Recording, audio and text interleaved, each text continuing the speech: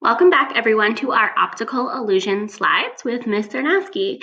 Today, I am going to teach you the very basics of coloring, or what's called shading your optical illusion slide. Shading means to be adding not only color, but value, right? So last week, you should have practiced creating really dark value, medium or mid-tone value, and really light value, which you can see in the center here of our slide. So it's really important, two things: how your pressure is with your colored pencils, your pencil or your crayon, and also like the direction and smoothness of your coloring. Since it's a little bit challenging to understand how light reacts, the middle of all of your optical illusion slides are going to have the lightest value, and that means like the lightest color where the light is shining the most. And then towards the edges, both edges are going to have the darkest value, meaning where you're going to press with your pencil the most, reapplying color and layering it so that you get a dark value, or what looks like, you could say, a dark color.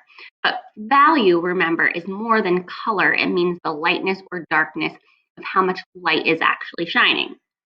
I just made this one orange, but right now I have a lot of different colored pencils in case you also want to get fancy with your coloring. Now, you can really start anywhere in your drawing, but I'm going to start at the edge of one of these, and it really does make a difference the direction you color. So if I color, or that word shade, right? Because it's shading by adding value. If I color straight up and down, in the corners, I want to keep layering. So I'm pressing pretty hard, right? The pressure of my pencil. And I keep layering, meaning I color on top of my lines a few times to make sure it's a darker value. Then I start to lighten up with my pressure of my pencil to create a mid-tone value. And then finally, I call this feather coloring, where you're like almost coloring as light as a feather. Imagine like how gentle that would be until you have white in the middle. And you do want to leave a little bit of white. Then I'm going to come to the other side, and same thing. I'm going to color. This is an example of coloring up and down in the direction. It does have different effects. Remember, so I'm going in the corner, pressing hard, right, and layering, meaning coloring on top of it, one after another. I start pressing a little bit lighter, getting that medium value, and then all the way in the middle,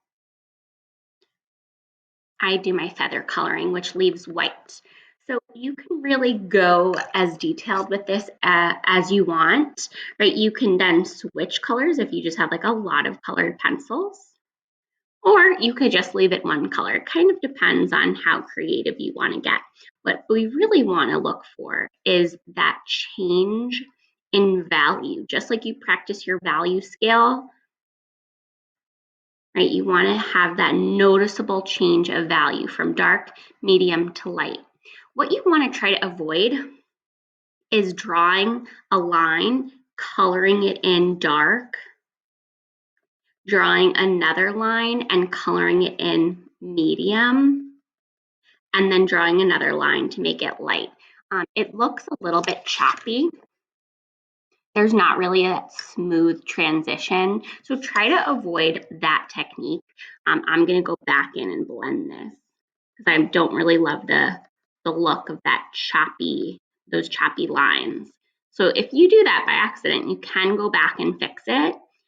Colored pencil is like kind of erasable, but it's not perfect. So as you can see, as I keep going, oh, I just did double orange. I didn't mean to do that. But I want my light value to match up, right? That kind of white spot in the middle should flow from one to the other to make it look like that optical illusion. Yellow is a little bit harder to see the difference in value. So if you're going to use yellow or like a really light color, it doesn't show up the best.